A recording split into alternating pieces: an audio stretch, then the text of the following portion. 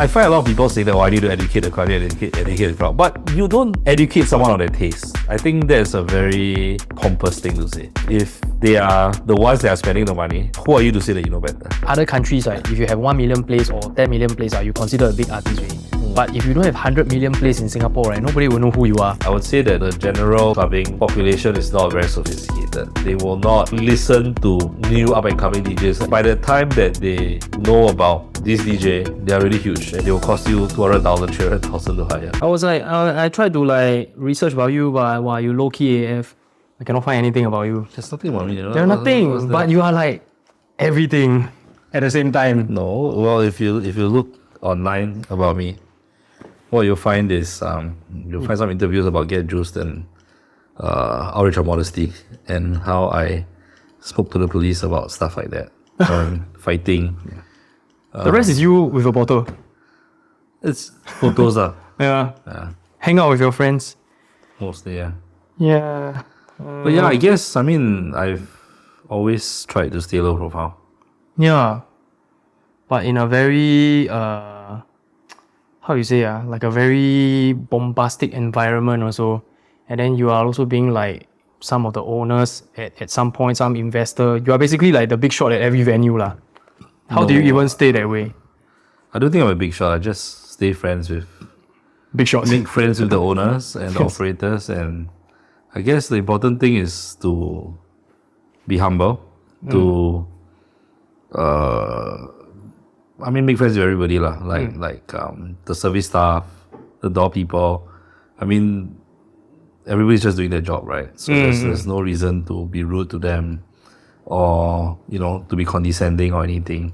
Of course, sometimes when they overstep their line or they don't do the job and you're a bit frustrated, then if you're in charge, then you have to take care of things, right? And yeah, and even at other people's venues as well. It doesn't matter how much money you spend. I think the important thing is to be respectful to everyone. And of course, if you have a direct contact to the owner or somebody upper management, you should, on a professional level, tell them what is wrong, and hopefully they can get on the case and improve business. I think this is like constructive feedback like that. Yes. It's not so much some petty complaint to get somebody into trouble. Yeah. But yeah. Because like when people really love your product, right? Wow, they want to be here to enjoy it for a long time. And then because of the fact that they want to be here for a long time, when there's something not so good, they tell you, hopefully you can level it up for them to further enhance their experience, right?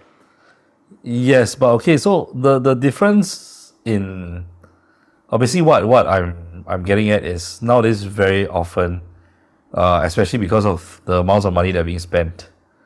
As in like patrons. Clubbing. Yeah. Okay. So a lot of patrons spend a lot of money in nightlife and all that kind of stuff.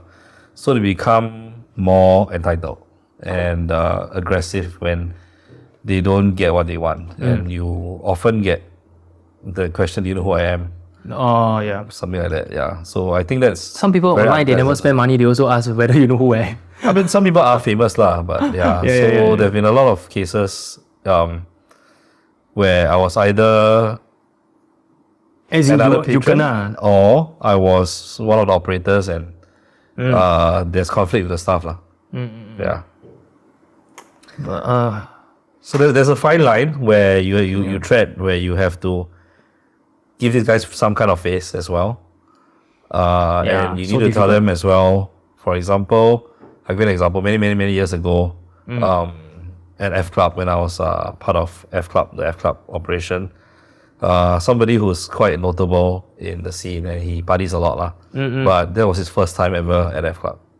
And then he went to the door and they didn't let him in. And he got angry. He was like, what do you let me in? You know who I am or not? And obviously the people there didn't know who he was. Because he was there for the first time. Right? So he kept a big fuss lah. And obviously he was kind of my friend or an acquaintance from partying. So I went outside and spoke to him, and then he was like ranting and raving. I said, yeah, bro, I know you spend a lot of money clubbing and the nightlife and all that, but it's your first time here, right? He said, yeah, I never come before. I said, then how you expect them to know who you are? Then, I mean, that kind of like calmed him down. But also he so Really, man? I mean a bit lah. I mean it's quite silly, right? To say that no, of course they should know who I am. even though I've Sekali never they come get here more before. angry or what? No lah. I mean obviously they're not going to rage at me at my level, right? They're going to rage at the lower level stuff and all that kind of stuff on people, right? Yeah. So that was okay. So you realize that they have no reason to recognize you. So if you're coming next time, call me first, huh? It's like, okay. Next time I call you. We send his photo to everybody. That's it, right? And then that, it's as simple as that, right? Yeah. So you just preempt it, and then you solve these problems, lah. What was your role at F Club? Is it like a manager or investor or? So basically, I wasn't financially involved as an investor there. Right. But I was so F Club came to Singapore in 2014 or 13, right? So the owners were German, right? Oh, yes, correct. And basically they got this guy Vulcan to come and run it. So I got to know Vulcan through because he was actually supposed to work with the Indochine group, which was where I started my F&B career. Yeah. So I met Vulcan, I helped him to find a place to stay and all that kind of thing. So I was basically his first friend in Singapore. And then in the end, it didn't work out between the Indochine group and this group of investors. So next thing I found out is they bought Arena, and they paid for the franchise of the fashion TV club from Michelle Adam. And then they set up F Club lah. That's how it started.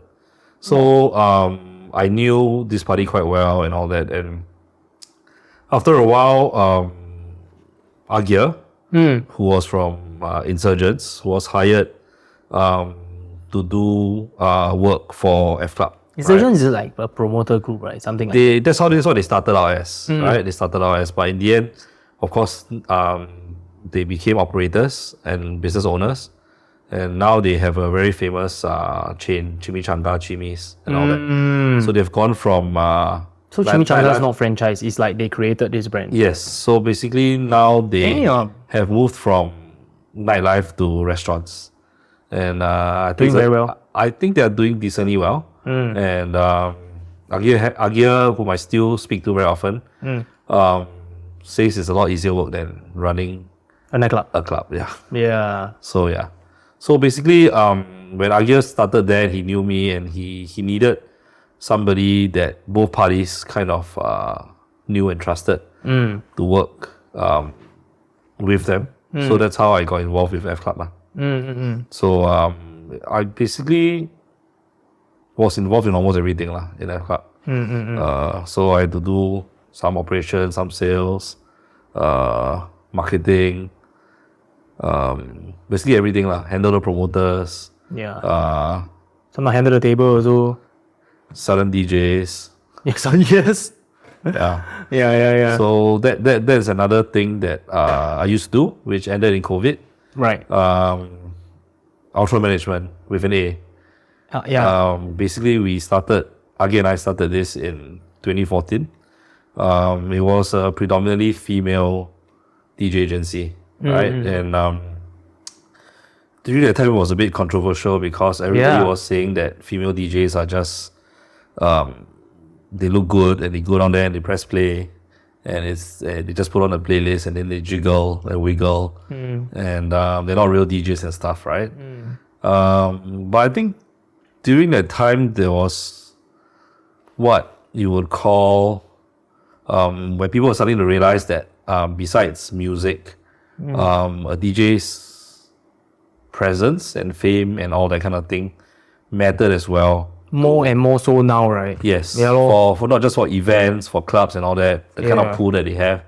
So basically what we did was we leveraged on this. We looked for semi-famous or people who were already, some of them reasonably established influencers or people with a good following, and then we approached them and we asked if they were willing to become a DJ lah.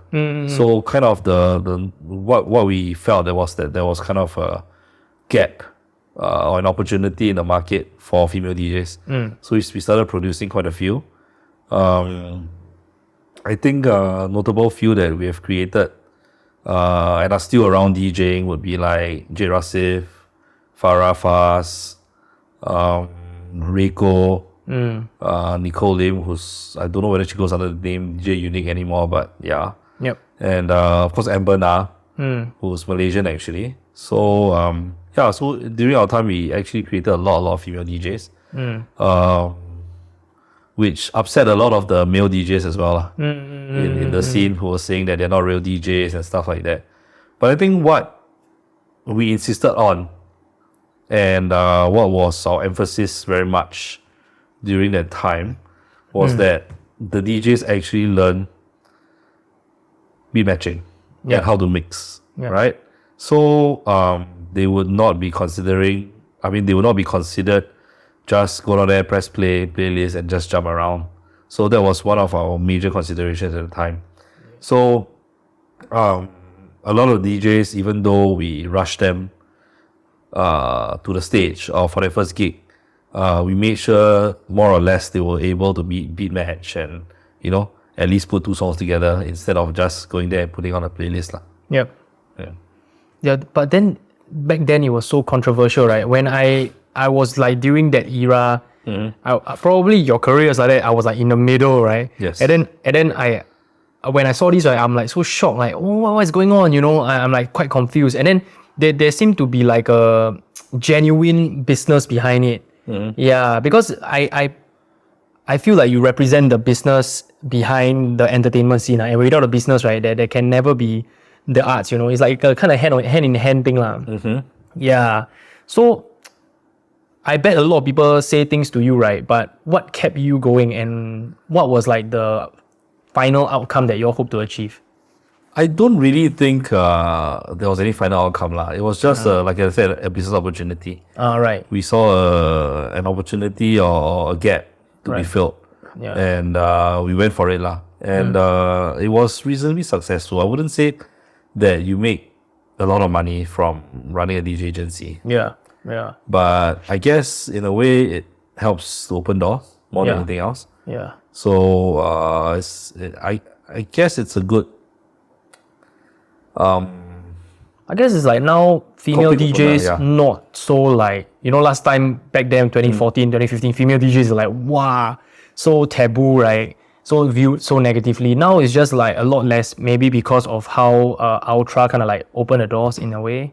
I mean, not just that. I think internationally a lot of female DJs came up and show that they are dope also. Yeah, and a lot of them are really good and talented and work very hard and all that. So I guess as with anything, something controversial, as long as we go through time, it becomes the normal.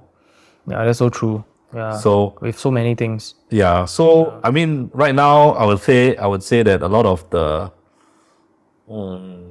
must-have DJs in Singapore are female DJs for events, for gigs, and stuff like that And I think I think certain corporate places also prefer to hire female DJs. Yes. More in brand with the product maybe. Yes. Yeah. Yeah. And then I guess customers themselves, consumers themselves also.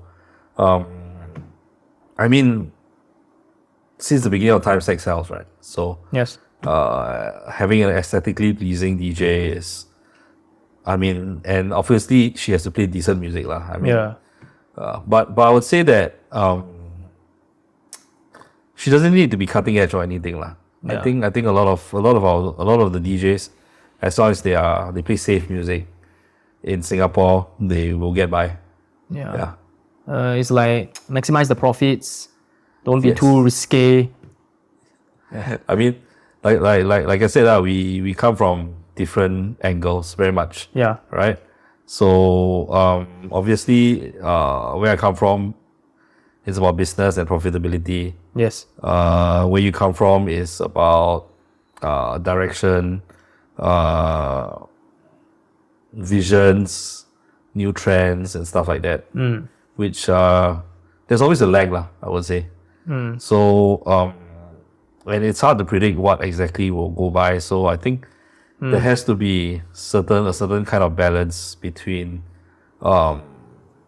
trying to be cutting edge and new and setting trends and doing what's safe and keeping people coming and enjoying themselves day after day. Do you personally think that, right, like branding is hindering profits, or does it like work hand in hand? in a way.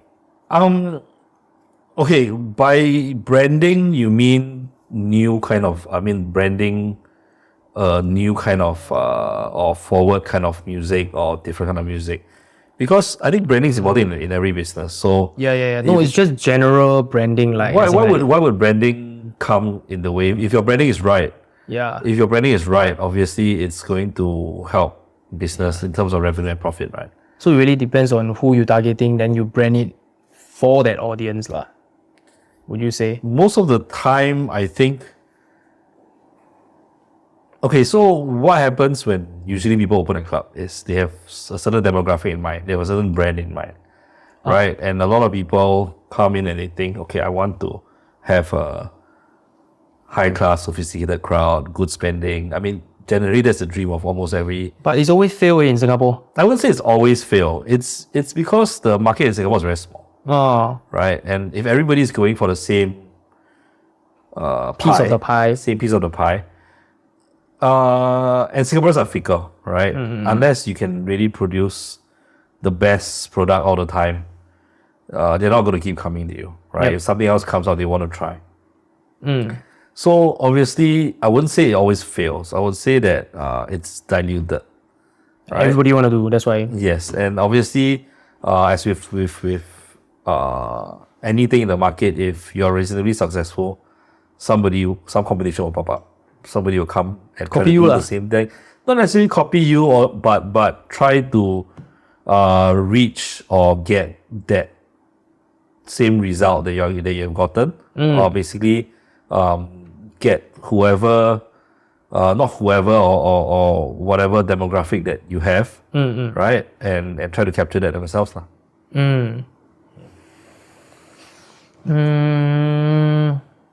Yeah. So when you say that it is very important to consistently generate like a good product so that you can stay ahead of competition, right? What kinds of product does a club generate? Could it be like artwork?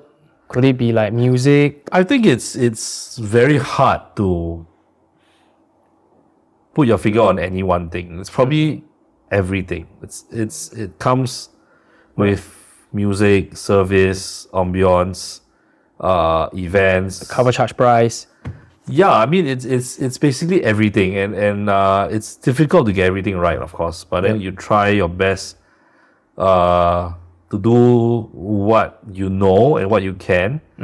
And I think the most important thing is don't be stubborn. You need to be nimble, right? Yeah. So so going back to my old point where everybody wants that market, what I've realized is that you don't always get what you want. So sometimes your club leans towards a certain demographic and you find yourself actually having more of those kind of people. And then you double down. You don't double down. I guess if you don't be stubborn, you don't try to chase these people away, right? You try to, in a way, find out why they're here. Okay. And of course, if it's profitable, it's a good demographic and they come and they spend money and your business does well, I think there's no reason to try to change anything to go back to what your vision was. Because as a business, I guess it's more important about profitability than unless of course it's a vanity project. If it's a vanity project and you don't care about profits and revenue and all that, and you have a lot of money to burn, and you just want a certain image or you want to project a certain vision or something like that, then it doesn't matter. Then you can say, well, you know what, this whole group of people that are coming because of my product, I don't want them. And but I think usually for most business owners, I think it's about money lah. Oh yeah, of course lah. Yeah, staying afloat is the number one basics of any business, right? If you cannot stay afloat, how to operate to the next level also, right? Yep. Yeah, and I recently I've also been speaking a lot to you lah, and you are constantly saying about like vanity projects lah. This word I never really heard about it. I know what vanity is, I know what project is, but I never hear people put the two together. And oftentimes there are people that create vanity projects lah. But what are like the maybe the purpose, is it something to do with like, recently I talked to this guy about Maslow's hierarchy of needs, you know, where the base need is like food, air, oxygen, or then the highest need is like spiritual needs, right? So are these people already, all their level 1, 2, 3, all their needs are met? That's why they want to create this spiritual need. More or less, they probably... Okay, let's just talk about vanity projects in terms of maybe nightlife or clubs lah. Okay. Because there are a lot of kinds of vanity projects, right? Just like making a huge statue of yourself that actually has no significance or anything like that. That is a vanity project in itself as well, right? Because it has no use at all except making yourself feel good. Every day you go and you see like a massive statue of yourself, right? So I would say in terms of nightlife and F&B, if this person probably is not opening this club to make money, right? Or not the main aim. That may not be the aim at all, right? Not even the aim, okay. Yeah. So this person just wants to be cool, right? He wants to be known as the owner of a really cool, hip venue where all the beautiful people and all the rich people come and stuff like that, right? So it's usually already very wealthy in from whatever other business that he is. And then he says that, okay, now I want to make the best club in terms of image, right? So basically he starts splashing money lah. A person starts splashing money and he just spends on the best sound system, the best lights, the best lasers, aiming for the that best goal LEDs and stuff like that, right? Probably way above what is actually needed, right? And he starts giving away free drinks lah, right? And he probably pays for models, for stars and all that to come and build a beautiful club and all that. But day to day, obviously, he's losing a lot of money. But he doesn't care because basically he builds that club so that everybody knows that he's the owner of this place that has the most beautiful club, the best DJs, stuff like that lah. So in a way, it's a vanity project lah. He just does it to feel good about himself. Right. And for people to look up to him and stuff like that lah. Okay. But basically, he's just paying money for that lah. But eventually, so basically it's like a kind of like a self-ego booster kind of like intent lah. Yes. You would say. Yes. Yeah. And then do you see that let's just say such vanity projects, right, that eventually worked out and then people will be like, we should have done that in the first place, or you actually you wouldn't even like step into that because you know that the intent wasn't like in a most prudent sense of business lah. I mean, it depends on what you want. If this guy's willing to hire you for a very high price to be his music director, for example, right? And say, okay, I want all the hippest, coolest DJs and I want you to hire the biggest names and everything and so on and so forth, right? And he offers you 5 times of what you're making right now. Will you do it? I mean, money come, we just do it, right? Not. And then if it's like for the right reasons lah, it must be lah. But I'm speaking about yourself as a business owner, right? Or other business owners lah. When you see this kind of like vanity projects, right, that eventually took off, right? Would you like actually feel like, oh shit, I should have done this also? I don't think so. Or actually, no. No, definitely not. Because if you open a club or a venture, knowing that you are going to lose money, then I'm not that rich lah. I don't.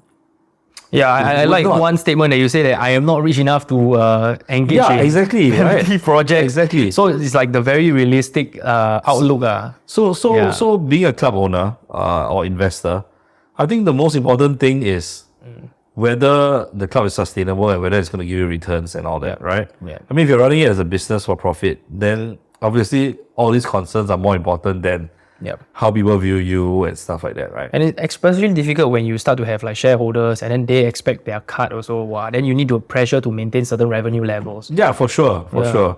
But again, there are different ways of seeing it because some shareholders also just put money so that they can tell people that association also or their vanity project. Yeah, in a way, perhaps. But then obviously they're putting their faith in you as an operator. Yeah. So you need to maintain a certain amount of,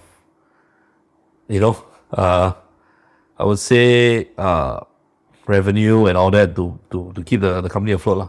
Yeah, and you yourself is also, you are clearly a fan of music festivals. You love electronic dance music. You even like mentioned like Boris Brejcha. You know the different genres, and I don't think many people that are like so business minded, right, even bother to care about understanding the difference. Yeah, but then yet you don't allow this to like affect your feeling or your judgment. You can just look at, okay, if it's finance, it's just finance.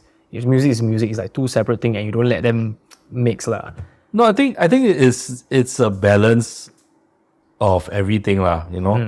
I mean, honestly speaking, for a lot of the clubs that I owned or ran, and I had to show up every day listening to the same music over and over again, which is really not the music I want to listen to. Yeah. But it's a job, right? Yeah. And you know that this is the music that brings people in. Yeah. This is the music that gets people spending and stuff like that, right? Yeah. You're not going to say, you know what, I'm sick and tired of hearing this music and I want to change it. But you change it for your own taste, to a taste that the mainstream crowd will not be able to appreciate, right? And that's business suicide, isn't it? Yes. Yes. So you can still do your job, and then in your free time, go and attend the music festivals that you want, and go and attend the sets of the DJs that you actually appreciate. But do you like see these places, right, that can play this kind of sound and you admire it, right? And then you are like thinking if you can like transform your own place to like have certain likeness, because if you're a fan, right? That's a very noble aspiration. But unfortunately, I think it's easier said than done. Very hard, especially in Singapore. Easier said than done. I think the Singapore crowd is actually very, very mainstream. Yeah. Right, very, very mainstream. And which means that actually they're not that difficult to please, but also very that stubborn also to means change. that it's difficult to educate. I won't even say educate, because it's not a matter of education, right? Yeah. I find a lot of people say that, I need to educate the crowd, educate the crowd. But you don't educate someone on their taste. I think that's a very pompous thing to say. Right? I think especially when live event, even harder, because live you only see them once a week or once a month. I think you can present a different genre to them and see if they like it. I wouldn't call it educating them. I would call it broadening their horizons. Right? Like A/B testing lah. So you test, okay, cannot, then withdraw lah, then go back original programming. Because saying that you're educating the public means that you feel you know better, right? But obviously, if they are the ones that are spending the money, and who are you to say that you know better, right? Yeah. So that's one thing that I realized that's different from music and like, for example, the iPhone market. Like, for example, if you're Apple or you're Tesla, right? They are just like constantly checking out what people's feedback are, and then they install new things within the gadget, and then they sell more and do better. But whereas music is more about like the creator, how they feel about the music, and then they present it to the world. Yeah, and then of course it's up to the world how they take it, right? And most of the time, like true musicians don't really care. Yeah, well, I mean, again, musicians also need to eat, right? So to how much they can sell out, lor. That's the thing, lor. Yeah. So unfortunately, I think a lot of DJs that I enjoyed in the 2000s and around there, I wouldn't call it as having sold out, but they have moved. They have no choice. In the commercial direction. They have no choice.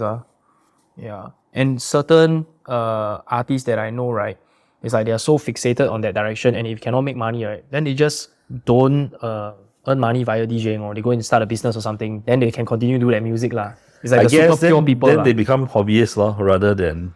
Yeah, I guess in order to keep that art pure, they do whatever it takes which is like the super extreme passion kind of people lah. And then the only one thing that I know about you, right, is you're from RI.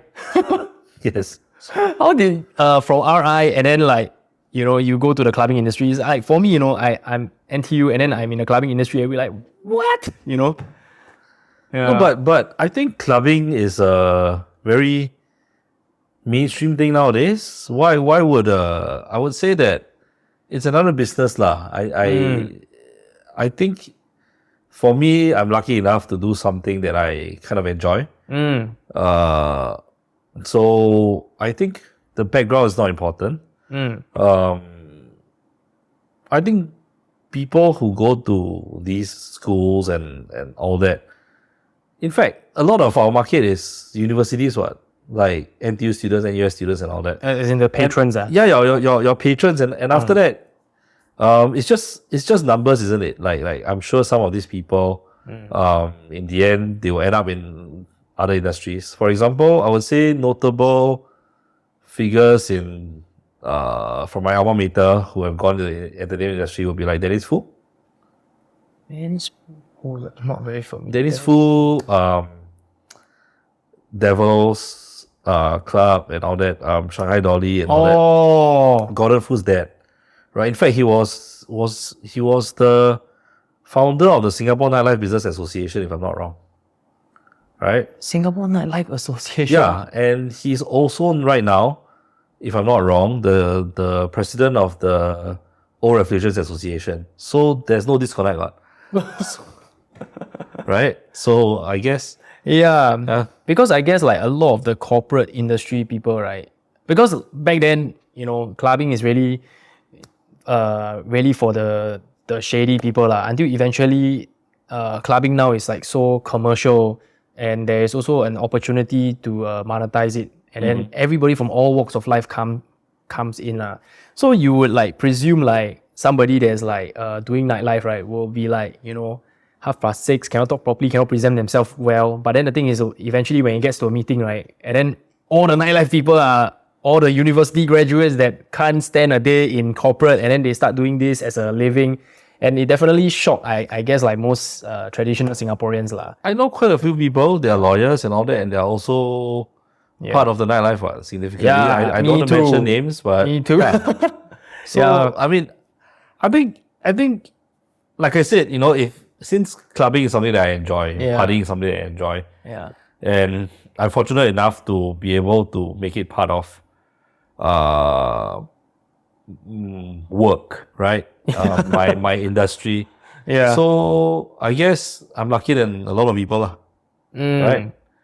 Recently, I saw this interview with Pharrell, right? And it kind of reminded me of you, because when he says that, right, when you have culture and there's no business behind it, right, it's called victimization, where people is like the starving artists that they are trying to like push so hard, Yeah. And then I'm like, he reminded me of like how practical you need to be like in order to survive in this like super tough industry. Like even Pharrell has to like convert to business. And then of course on the flip side, he said that if you have a business without creativity, right, then it's just like a complete mess. It's a waste of time, because you get a CEO, right, that's very successful from an ice cream company, come and run a music label, then there's a disconnect. But I think to a certain extent, if somebody is able to run a successful business, he's got certain qualities, and he may bring things to the table that you'll never expect. Ops or something. Yeah, whatever.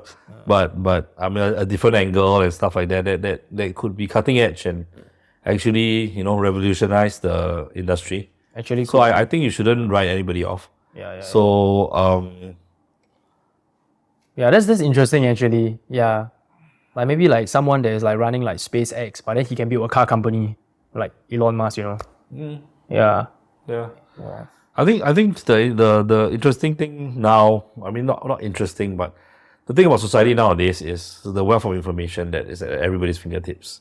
Yeah, but how many people are willing to access it also? That's why, right? No, so if you have a certain interest in something, right? I would say that it's so much easier now to learn about it. And that's all technology, and that goes back to this female DJ thing as well. So why we decided to do that also is because of technology, right?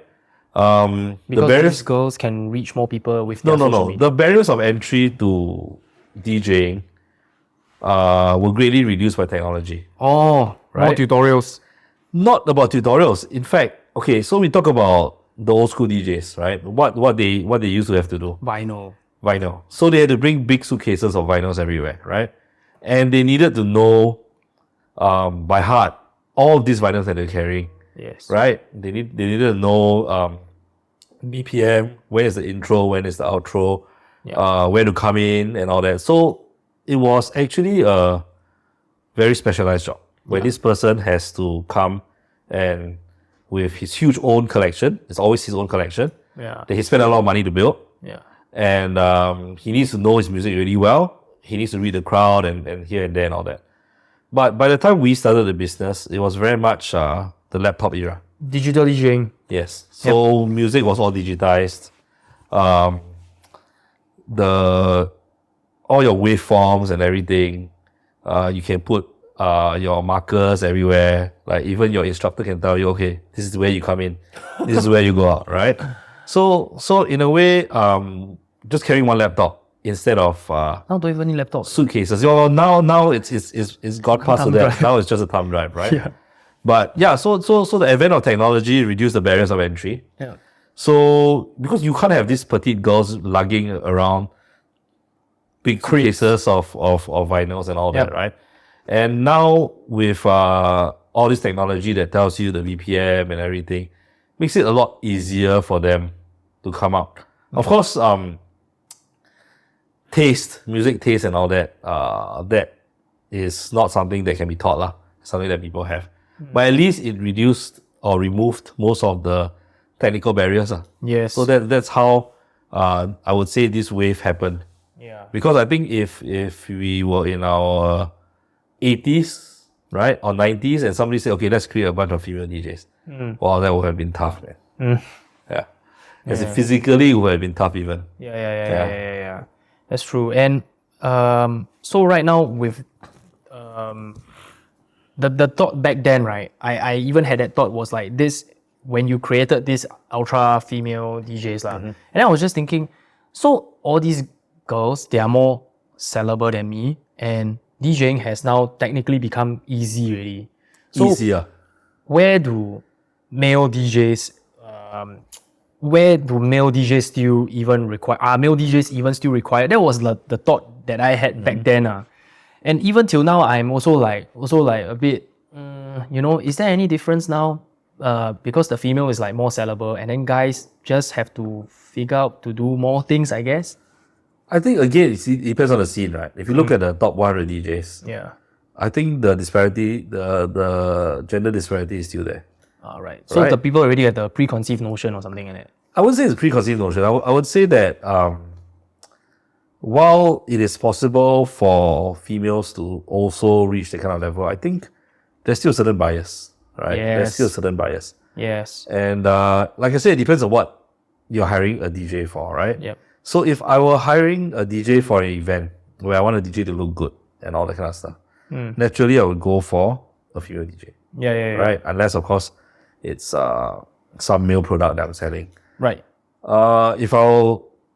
That's for corporate and all that. Yep. And then in terms of music and all that, I would say that most male DJs still have a longer career and they have more experience and stuff like that, right? Oh, yeah. So, I don't want to be sexist, but I would say from my objectively, experience, yeah. A lot of female DJs don't have such a long career because they end up doing something else. Like some of them get married, they have kids and stuff like that. I mean, it's a universal fact that the female body clock is shorter. So for Yeah. I think for any kind of almost any industry, that is Yes. that's Any the workforce case, lah. Yeah. And of course, we look at the driving force behind it. If you are hiring a female DJ for her looks and her popularity, Okay. these things wane over time. Yes. Agreed. So I guess if that is the kind of, if that was her selling point were her looks and marketability and all that, Yeah. then she's got a shorter lifespan than a male DJ. Yes. So I guess male DJs have more longevity. Yeah. Provided if they can survive till then. I mean, well, I think it's not that easy lah. I mean, It's I think not most easy, people have man. another job. Most male DJs have another job and stuff like that, right? So Correct. yeah, Carrying suitcases now. yeah. Yeah. Also, right. In this podcast, we are constantly talking about like because technically we are in the mainstream clubbing scene, and then we are like, we are losing a huge chunk of our audience to Siam Teo, and then Siam Teo is like the new thing that's taking over. Even in our podcast with Ben Yap, halfway we're drinking, hey, us want to go Siam Teo or not? So obviously, I feel like they have like a better business model because it's cheaper, all that kind of thing lah. But my main point, right, is like now Siam is not even like our main competition already. We have live houses to thank, being the next big thing. Actually, this is something that I always talk about. Yes. Right? I think going forward, and I've said this many times to my friends and people in the industry, I think going forward, these hybrid things are going to be the future of the industry. Which is, I think it happened a lot during COVID. I think COVID sped it up quite a bit. This live music thing, right, which was already around for the longest time, but not as popular. Suddenly, they have taken off a lot. If you realize that after COVID, a lot of these live music places took off and all that, right? So the interesting thing is that I don't know whether you remember Tab. Yes. Tab in Orchard Hotel, right? Yes. So I think that was a nice, interesting concept where they had concerts and all that. But it was ahead of its time, unfortunately, right? And in the end, it didn't do very well. And guess what? It became a Samtiwa. Oh. Right? Tab by Neverland. Oh. I know it was like together. So, I think that if a place like that opened now, it would do a lot better than it did then. Yeah. Yeah. So people, because and it's not just I think why it does well is because it melds, it mixes the concept of live music or concert with partying and enjoying ourselves and being free and dancing and everything, right?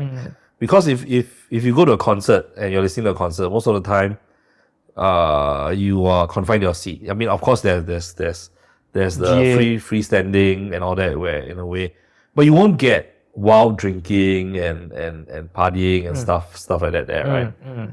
So I guess a live music place gives you that opportunity. Yeah. Right, where you can drink copiously, enjoy yourself, be rowdy while listening to live music or listening to a concert, right? And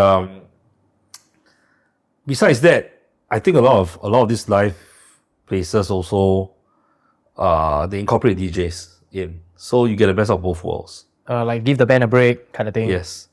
So I think the stigma of Siamtios and all that was because of obviously the girls and all that lah. Basically, like the intermission act or something like that. Not the intermission act, the fact that you can actually pay for a female company and stuff like that, right? And the girls are obviously the main focus, hired to entertain, right? But if you remove that area, I would say the Siamtiu entertainment itself is quite interesting, right?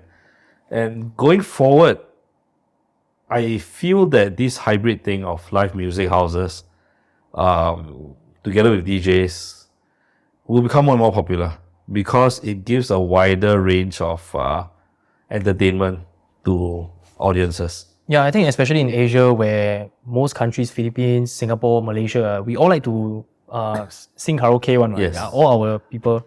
So I guess it's like you can like, it's very close to heart, I guess, in Singapore especially. But maybe you introduce this concept to US, it might not work. Yeah, so probably not lah. I would say, I mean, maybe in the future. Yeah. But I think that it's really taken off here, and I think it will be the future lah. Yeah. I think it will, and because a lot of times when people say hybrid, right, they are talking about Siamtiu and club. But when you refer to hybrid, right, you are actually talking about live music and club. yes, Right, it's a different hybrid. because actually Siamtiu is already hybrid, as in the entertainment is hybrid, Yeah. right? A Siamtiu is already live music and DJ. Most of them are, not all of them, but most of them are live music and DJ, right? Okay. Except that you throw in the girls, which is usually the focus. Yeah. But if you made entertainment the focus instead, which is like what all these live places are doing, Musical entertainment. musical entertainment, then you reach a much wider crowd lah, right? Yeah, and it also like you know the people with like very high morality, right? They'll be like, I'm coming to a music place. Yeah, exactly, right? So so many years ago, in fact, it is unheard of, because I've been around for a while lah, so I've seen the evolution of things. It is unheard of a girl to want to go to a samteo or to want to be seen as a samteo. Wow, now like damn often. Because she does not want to be mistaken as one of the hostesses. Yeah. But anyway, like I said, like going forward, I feel that these hybrid places are the way to go. And in fact, most people are going to end up enjoying them. But a problem that I foresee will be the race and culture thing, right? Is it because it is very Chinese focused? I would say in a way right now, most of these live places focus on Chinese music. Oh, yeah. Right, because it has the biggest audience now, obviously. Yeah. And in a way, once you play Chinese music, it almost definitely alienates people of other races. Yeah. Yeah. So until somehow that is resolved, we may end up having very Chinese clubs, very Malay clubs, very Indian clubs, or something like that. Obviously, there'll be some places that play English music only lah. But as far as I know, it is the places that play Chinese, Cantonese music that are the most successful lah for live music. I mean, I think it's like also the Chinese people culture of drinking. Chinese have a very big drinking culture, right? And Chinese also got a very big show-off culture also. So it's like, sometimes I buy drinks, I'm not even drinking. I'm just like trying to like boast or something like that. I would say this drink showing off thing it transcends all races and cultures lah. Maybe especially in Vegas, maybe. I mean, it depends lah. Like I said, why do we have all these rituals and stuff that makes buying expensive alcohol or a large amount of alcohol a big deal? It's about ego lah. Right? It's about showing off, and I mean, it's not a bad thing for a business owner. Right? It's a good thing. You just need to know how to milk it lah. Yeah, that means I get where you say the being humble part is important. Humble is actually one of the monetizing strategy, because you need to handle a lot of people every single day with huge egos, right? Yes. Then if you can keep your own composure, then that's where you can milk it. No, but sometimes also, if you must have the right staff also lah. Oh, the right operators. I mean, as in people to handle this kind of egos, right? Wow. You need to hire good VIP hosts and stuff that, people, because some of these people are really too much lah. And I've had situations before where I told my GM or whatever, I said, you talk to him ah. If I talk to him, maybe police case. So then I walk away. Wow. Yeah. I didn't expect that. So he basically is able to get on even your nerves. I thought you like super chill one, No, there's some at least you're like next level already. There are some ridiculous things that happen. And this is not about a stuck up or rich or whatever kind of person, but it's more about cheapo lah. Cheapo. Again, I would say a group of more fair-skinned people. No. Again, I don't want to be racist, but they came and to one of my clubs. It was called GetJuiced lah. Right? The only place you own, right? Unfortunately, closed because of COVID. Yep. So these people came very early. They came about 9 p.m. A group of them, right? Okay. And they hit the minimum spend, which is I can't remember what it was, but anyway, they bought enough bottles. And it was really early, it's 9 o'clock. So yeah, they hit the minimum spend. Music start already, and I think during that time we started at 9 lah. By the time they finished their drinks and everything, it was about 10:30, 11. Oh, right? That's damn early. Yes, so they decided to get up and leave. Yep. So they got up and they left, and they walked around Clarke Quay. I don't know where they went up, but they left for like 2 hours plus, right? And obviously, what you do when your customer leaves is you turn the table. Basically, you sell it to somebody else. Yeah. Right? Yeah. So we sold it to another customer, right? Yeah. So the other customer came and bought drinks and all that, and they were there. And then 2 hours later, which was maybe a one something lah. This group came back. Yeah. And then they decided to try that lah. They're like, I paid the minimum spend for this table. Why is it not my table anymore? And we're like, you left, right? Yeah. And they're like, oh, but we paid the minimum spend. So if you don't want to give us back our table, which obviously had another group of customers there already drinking, then you have to refund me all the drinks. The money for the drinks, which they already drank. Yeah. Right? And then they were like, we are going to call the police if you don't do this or something like that. They They said that they're going to call the police because we were cheating them, right? And it really pissed me off. And I was like, going to blow. And I told my GM, I'm like, you talk to them, you settle this. Because if I talk to them, I think it might turn into a police case, right? Because I was so angry, I was like, these people come, they're so cheap, right? You obviously know what you're doing, you want to try your luck. And you come and threaten us some more. And it's not even a uniquely Singapore thing, It is not. Yeah, the bar turnover thing is like every country. Even sushi also got turnover. Exactly. Every table, just because you hit the minimum spend doesn't mean that you own the property for the night. Even if you leave, I mean, of course, if you hit the minimum spend and you stay there the whole night without any drinks, fine. I've nothing I can say, right? I can't resell that. But once you leave, obviously, I have every right to resell the table. Yeah. Right? And they didn't just say, okay, you know what, can you find us another spot? They're like, since we are back and you saw our table, you have to refund us for the drinks, which they finished drinking 2 hours ago. So something like that. Yeah, high ego is one thing, but then when somebody is like under intoxication, then you will make them go to even more next level, more overboard, right? Yeah, I mean, I've seen my fair share of fights and arguments and all that, but I think in Singapore it's not worth it. Yeah. And I guess it's like the fact that you can do this for so many years, right? You definitely have your way of like you avoiding it or handling it. Yeah, like your best practices. So what is the Daniel Cheng best practices for surviving nightlife? I don't think there's a best practice now. I mean, I think it's this one gonna clip one. There's a best practice of living life, right? Yeah. And it's the same thing. Yeah. So I don't think there's anything we go into for this. I wouldn't particularly find it an interesting topic either. I think it's surviving any business lah. So I really don't have anything to say on this topic. It's like nothing to do with like stick to your principles or something like that.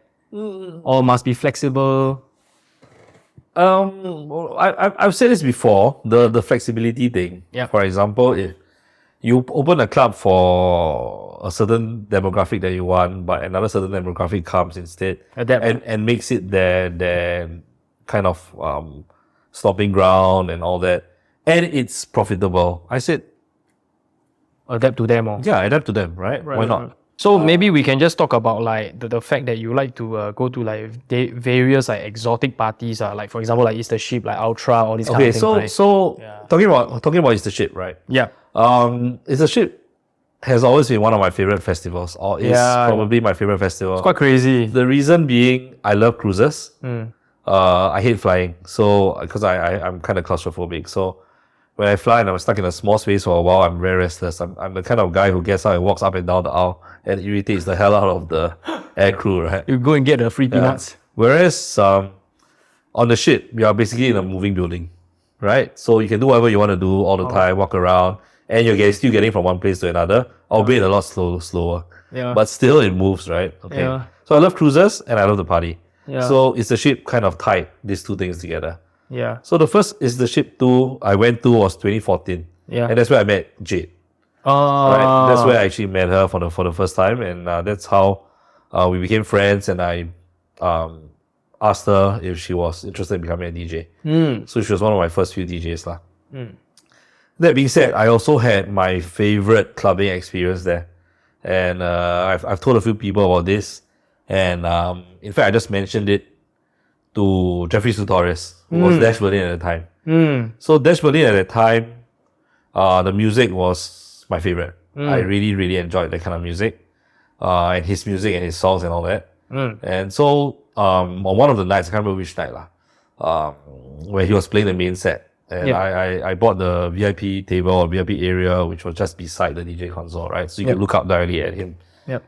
And obviously we had more than enough alcohol to drink. And we were drinking and having fun, and then he was playing his music. And then what happened was the weather started to change a bit. So the wind became very strong. and it was cloudy, and then it started to drizzle a bit. So, this whole thing, it was like a surreal experience, like the next level, right? You're standing in the middle of nowhere, looking at the stars and the clouds, and then there's some light drizzle hitting you in the face, and the winds are very strong, and you're listening to this music. It's like you're taken to a whole new level. So like a new, like I said lah. I mean, and obviously there are people who have pharmaceuticals to help them with that. Wow. Hey, we talk about this a lot in the podcast, right? This is the first time I hear someone say pharmaceutical. But that's something that I don't do and I don't approve of. So for me, this was as good as it gets lah. Yeah, like you going to heaven, right? Yes. So I actually just had dinner with Jeffrey Tutorials, who was Dash at the time. Yeah. 2 nights in a row, because he just played at my new club, ARK 11. Yeah. And I told him about this. I said, dude, for me, I'm very prideful. I never fanboy about anybody. But you are my favorite DJ. In front of his wife. What the heck? Yeah, and the wife, very cute. She's like, he's my favorite DJ as well. Yeah. That was quite an interesting I want to go back to the ship, right? And steering into the storm. So when I was doing It's the Ship last year, right, I was playing It's the Ship with my crew. And then when we started, right, our first DJ is our friend Kevin, the Pinoy guy Kevin, right? And then he started, oh shit, the storm is coming in. Then the captain just, pop, no worries. Then you just turn away from the storm and then suddenly becomes sunny again. So it's you can kind of like curate your own vibe. No, so if the rain is too heavy, cannot lah. Because everywhere already, right? Yeah, but the time that I was there, it was only slight drizzle. Oh. So yeah, so I think they didn't bother to turn anywhere lah. Just go through it lah. Just go through it, yeah. Yeah, wow. Mr. Ship, legendary. And then, wow, every time I see your story, then suddenly you add like some Ultra South Africa or something. Well, I mean, this was just at the beginning of this month lah. Yeah, how was it? It's interesting. I just decided to go experience Ultra in another continent. So there's actually Ultra Johannesburg and Cape Town. Is it very near? No, right? It's 2 hours flight. Alright. Yeah. So 1 day at each lah. So there are a lot of I would say there's a lot of advice not to party in Johannesburg because it's kind of dangerous. It's supposedly a lot more dangerous than Cape Town. So at my age, I think I'm a bit more kiasi lah, less adventurous. Okay. So I decided to do the Cape Town one. The Cape Town one's a lot smaller, but still. So we went there for the party with a group of my friends. I managed to convince a lot about a group of us to go lah.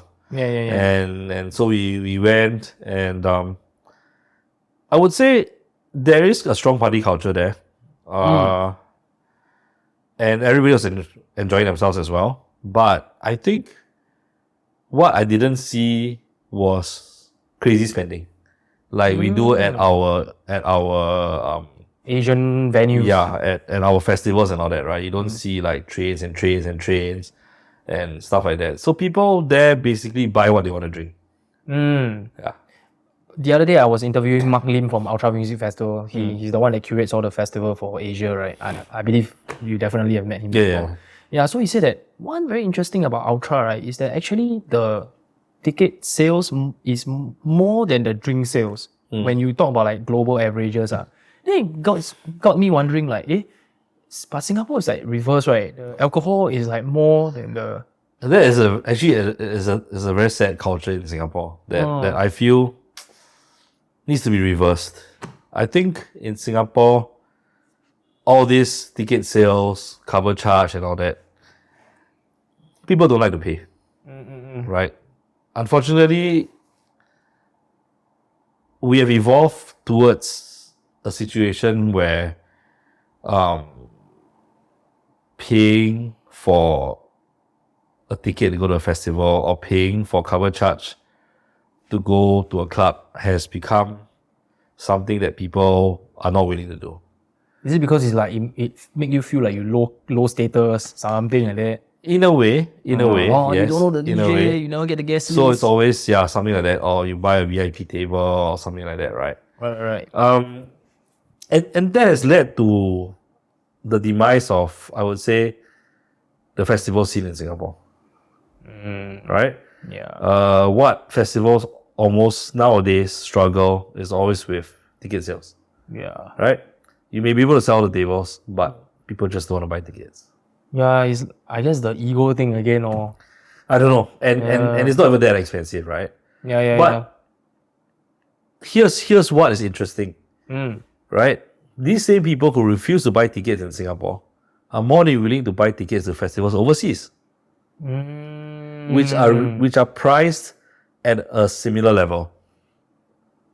Is it the grass is greener on the other side? I don't know why, but it seems that maybe people think, oh, because I'm from Singapore, I shouldn't be having to pay cover charge, or I shouldn't be having to buy a ticket in my own country, something like that. Which is sad lah, because because of that, it's very difficult to compete. If there's no ticket sales for festivals, right, then I would say, how is the festival going to be sustainable? It's not going to be sustainable. Yeah, precisely. Right. And in non-Asian cultures where drinking is not so prevalent, your cover sales is really your driving engine behind. Yeah, but you see, like all these festivals in Bangkok or whatever, people buy them like way in advance.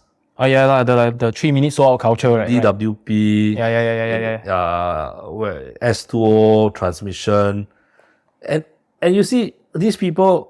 A lot of these people who buy tickets are Singaporeans, and they are happy to buy tickets to foreign festivals and go. But why not local festivals? Yeah, I mean, I heard a lot of talk is that because overseas, right, is cheaper manpower, so they can create crazier stuff, right? So it's like more worth it to pay as compared to in Singapore where the labor cost is high, so you cannot do as many things. That's one factor, maybe. Talking about just purely artistic lah.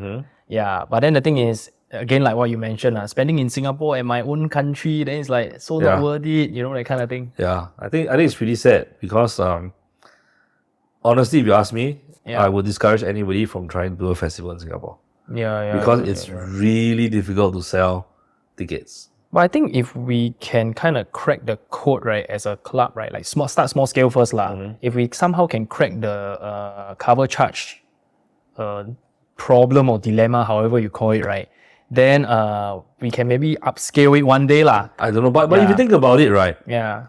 Look at all these concert tickets, Taylor Swift and also Coldplay sell well. Exactly. So people are willing to buy tickets, just not tickets to a festival. Why? Yeah. So let's say I had a music festival where I had Coldplay and Taylor Swift and all that, plus DJs. You think people will buy tickets? Yes. Really? I don't know. Actually, I don't know. I have no answer to that. I mean, dude, you see, Coldplay itself already can sell. Taylor Swift itself already can sell. You put two together, of course can sell. But that's the thing. But if I put it in a festival setting and all that, I don't know. That's the problem. Why would people? Okay lah, maybe it's a totally different demographic of people who pay to come and see DJs versus people who pay to come and see musical artists. Yeah. I don't know. Yeah. I mean, frankly, it's something that I won't be able to explain. Yeah. One thing I think it might have to do with like it might have something to do with like parasocial relationship or something like that.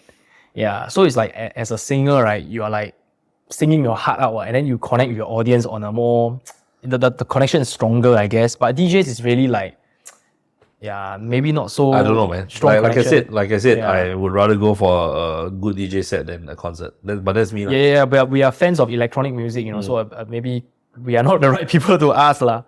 So I guess we can finally come to talk about your newest project, ARK 11 lah.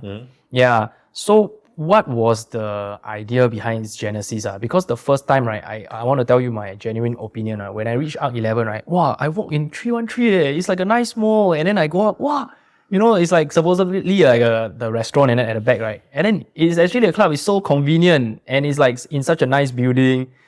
I like a lot of clubs, right, where they are like more like secluded areas. Yeah. Okay, but there are pros and cons for that. Let's talk about the cons first. I mean, you really described the pros of as in location and a nice mall and all that. Yeah. The cons is this, right?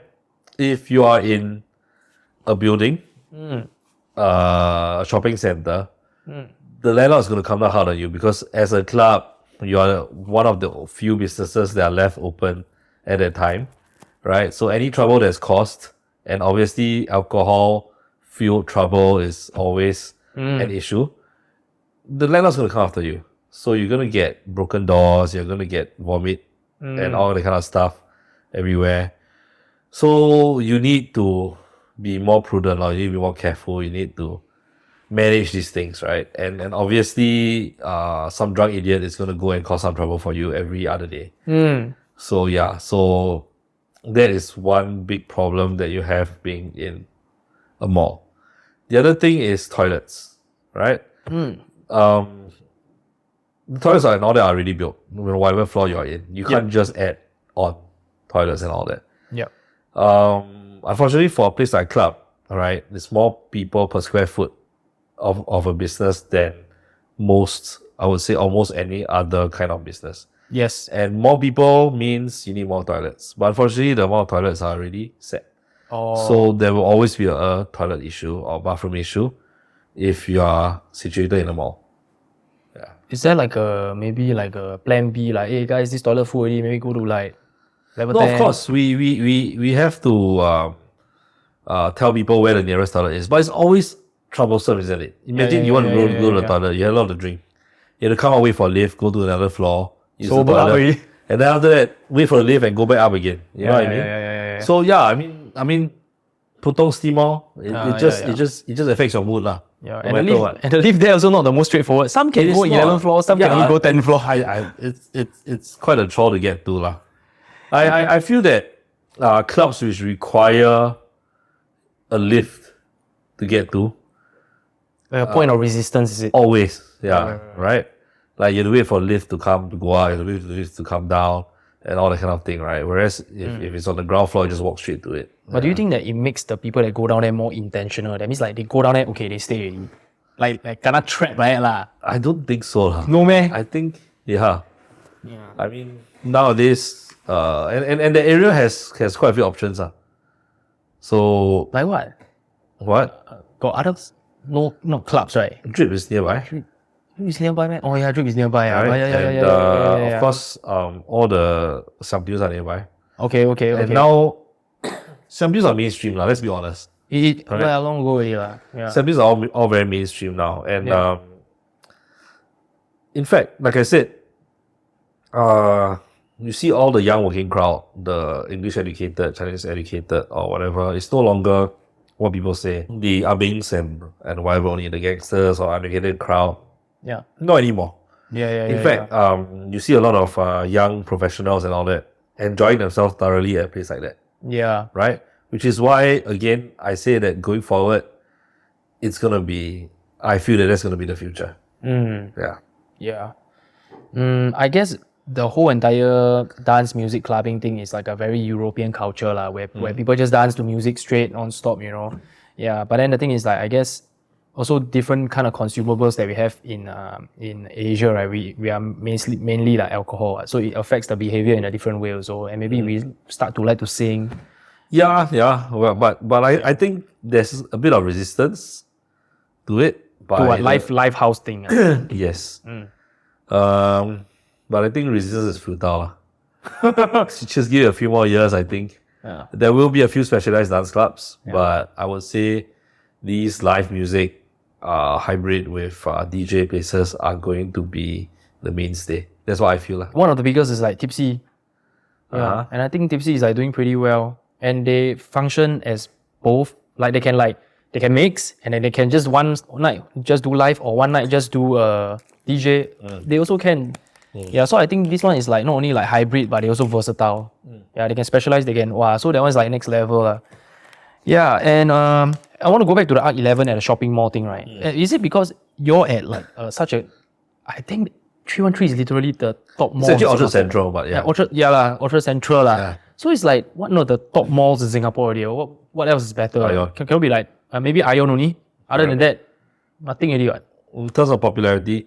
But then again, you know, Orchard Road is taking a kind of a dive. Really, man? Yeah.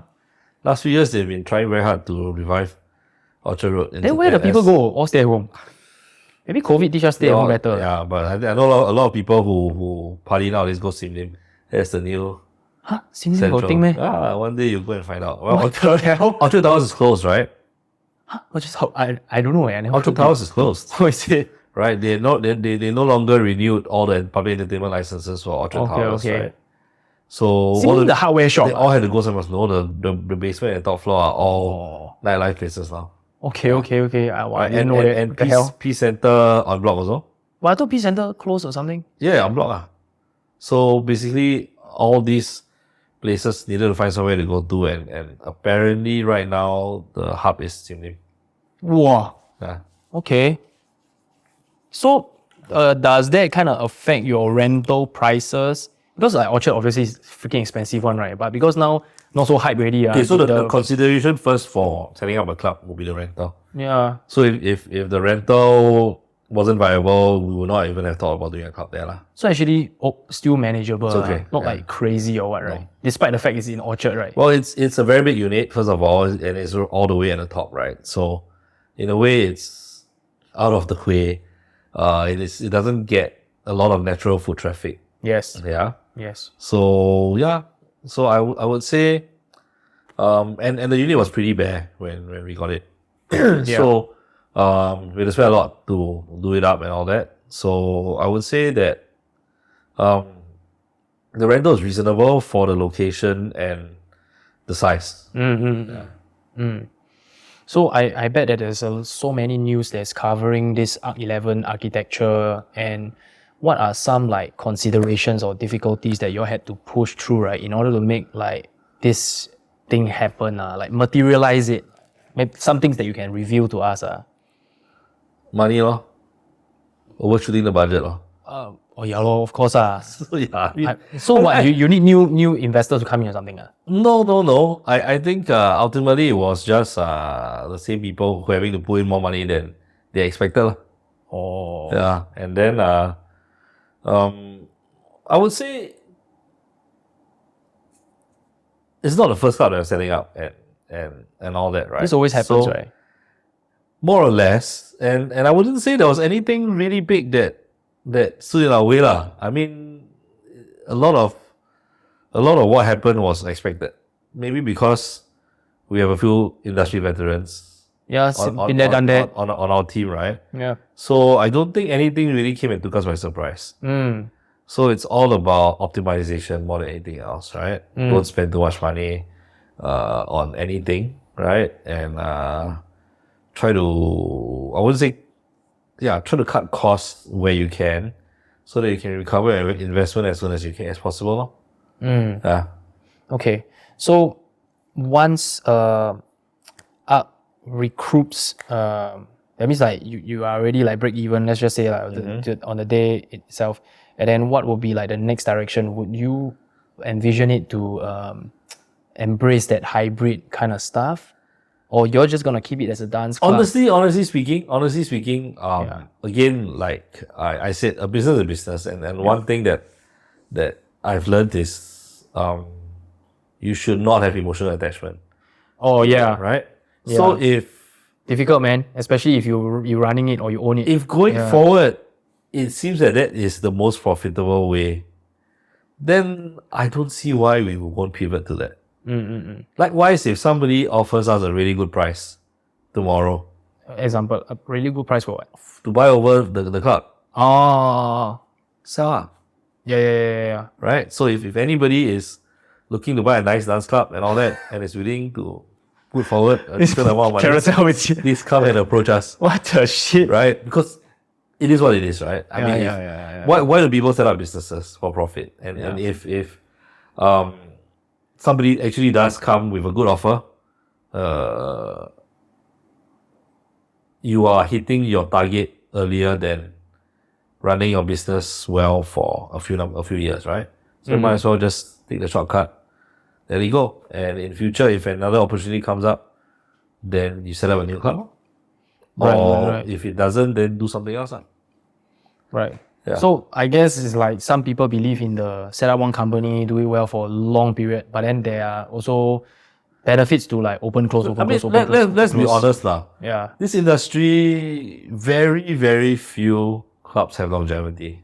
I think nightclubs especially lah. Yeah. Unless you open like hawker center or something. Very, very few have longevity lah. Yeah. How many clubs have lasted more than 5 years? Let's be honest. Yeah. True, very little. Yeah. And those that have, or whatever, have had to renew themselves every 2.5, 3 years. Renew, like example like what? Renovate, new concept, new all that. I think Zouk is famous for that, right? Zouk used to renew itself every 2.5 years. Yeah, by Zouk is I'm talking about more Jakim. Yeah. Right? And so in a way you're giving people a new club every 2.5 years. And that's great for the fickle market in Singapore. Right? I think people like an excuse to go for something. Yeah. By giving them the excuse, you are helping them to make the decision. Enabling. Yeah. So, like I said, I mean, I would say that no matter how well your club does, right? After 2.5, 3 years, if you don't do something, this for normal clubs, we don't talk about mega clubs like Maki or whatever, right? Right. You will lose a lot of market share. You need renewed interest in your place. Market share as in like the crowd cap or something like that, right? Okay. Because you will lose out to new clubs that prop up everywhere else. Yeah. Right? So yeah, you need to renew. I mean, even if you have a good formula, you probably need to do something lah. Yeah. For the people that are like very passionate about music and in that whole entire rose-colored glasses romanticizing this whole entire business, right? But then the thing is like, that's talking about myself lah personally. Yes. But then after so many years, right, and speaking to you and a lot of people with so many perspective, right, it kind of like it feels a bit sad lah that we have to stay so realistic and in order to survive in a very, very competitive and saturated market also. That's why you do a vanity project. Go and work on do something else until you're fucking rich. Yeah. Set up your own club and play whatever music the fuck you want. So the key is still music. Making money in music is like virtually impossible. No, it's not virtually impossible. Maybe you might hit on the next.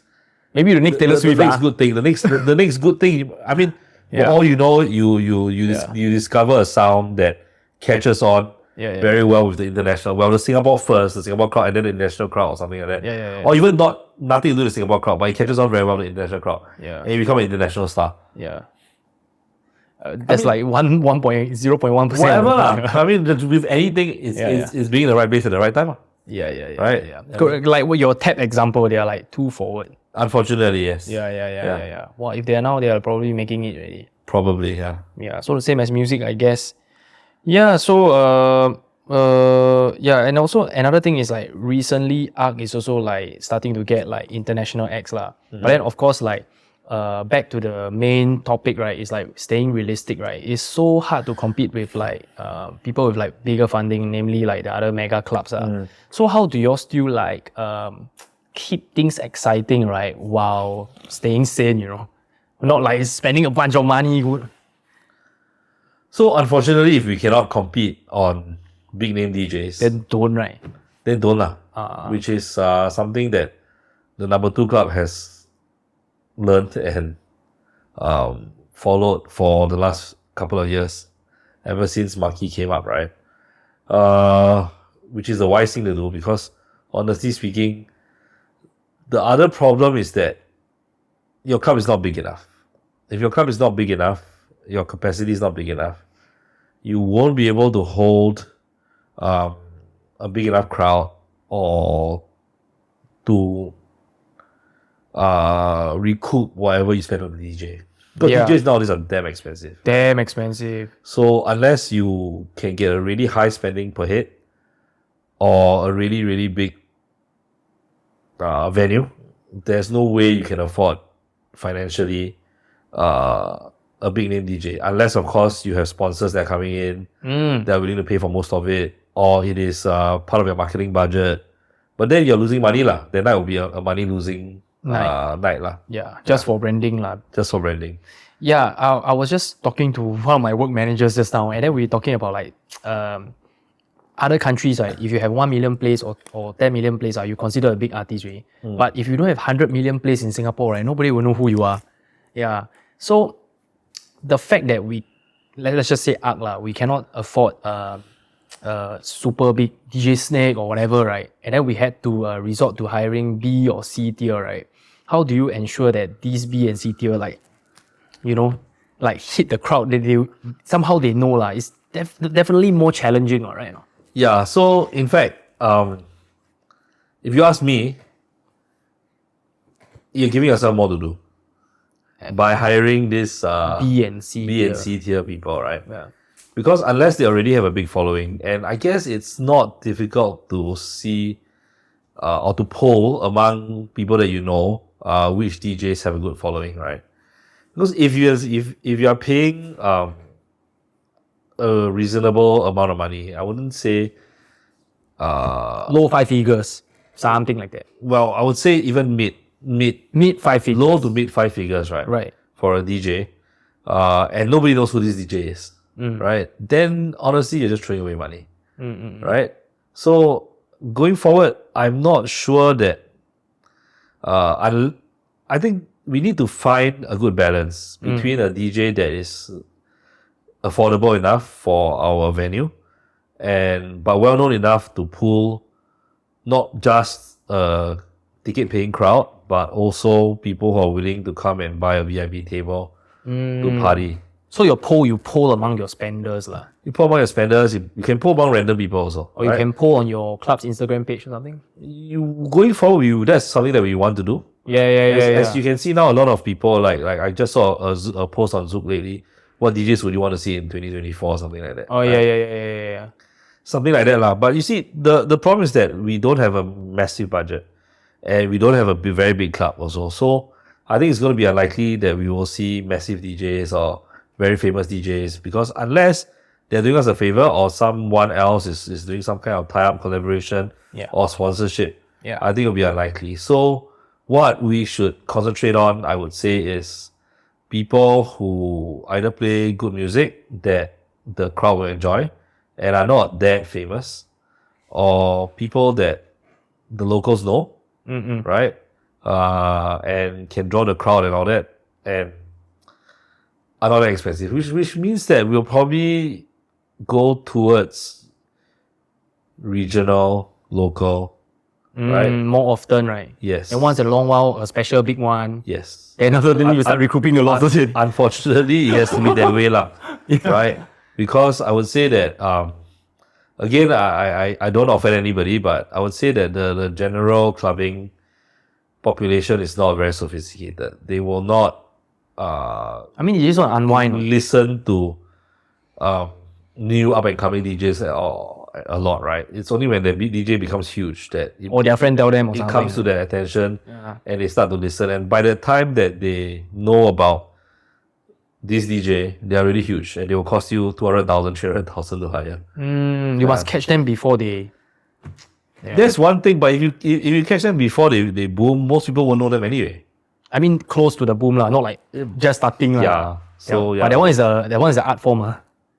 Yeah. Difficult lah. So I would say I would say we should focus more on bringing entertainment that they know and enjoy. Yeah. Yeah. And I'm very excited because with less budget, right, I don't really see this as like a major problem, but I see this as an opportunity to get creative. And then eventually when you make something work, right, wow, you actually like optimizing the amount of money. That is if you manage to pull through financially with your little experiments lah, you know. Yeah. But yeah, very exciting. I mean, it's like how is it meaningful to have infinite money and just dump, right? And then I don't know. I don't mind trying. Have infinite money or dumping money.